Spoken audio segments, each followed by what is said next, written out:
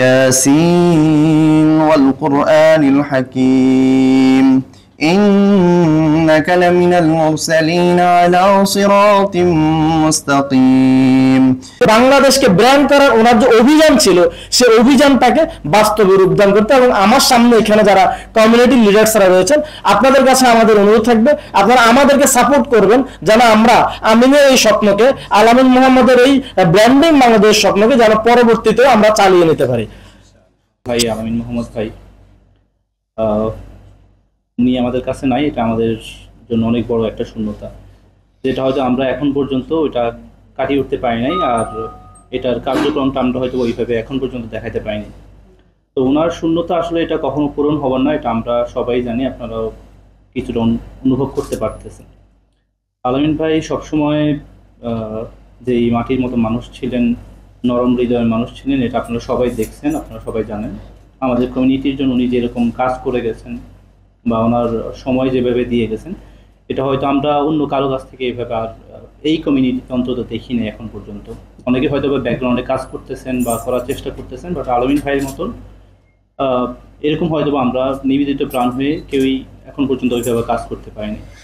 তো সবগুলো ভালো কাজের পরিপ্রেক্ষিতে কোনো না কোনোভাবে আমরা এটার প্রতিদান পেয়ে থাকি, সেটা হয়তো বা আপনার দুনিয়াতে অথবা আখিরাতে। তা আমার মনে হয় আল্লাহ হয়তো বা ওনাকে পছন্দ করছেন দেখেই হয়তো তাড়াতাড়ি ওনার কাছে নিয়ে গেছেন, আর ভালো কাজের প্রতিদানগুলো হয়তো উনি পরকালেই পাবেন, আমরা সেই দোয়াই করি।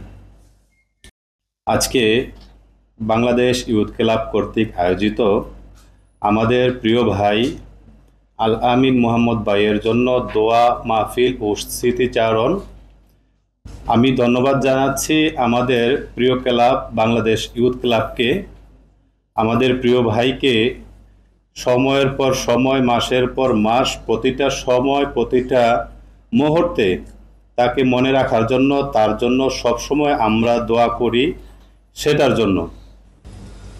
কোন কোন ক্লাব আছে, কারা কারা কি কি কাজ করছে, তখন এগুলো বিচার করতে গিয়ে ইয়ুথ ক্লাবের নামটি সর্বাগ্রে অন্যতম হয়ে আমাদের কাছে ধরা পড়ে, এবং ইয়ুথ ক্লাব বলতেই একটা নাম, মোহাম্মদ আল-আমিন। ওনার চলন বলন, কথা বার্তা, কার্যক্রম সবগুলো ছিল মোহনীয়। আমিন ভাই কথা বলার স্টাইল, আমিন ভাই পোশাক পরিধানের স্টাইল, কোথায় গিয়ে কিভাবে যেতে হবে, এই প্রত্যেকটা জিনিস আল-আমিন ভাইয়ের কাছ থেকে আমার শিক্ষা ব্যক্তিগতভাবে। আমিন ভাই মৃত্যুর পরে আমি দুইবার বাংলাদেশে যাওয়ার সুযোগ হয়েছে, 1 বছরের মধ্যে 2বারই ওনার কবর জিয়ারত করতে গিয়েছি। তৌফিক দান করিয়া দাও, আয় আল্লাহ আমাদের দোতালয় প্রদান।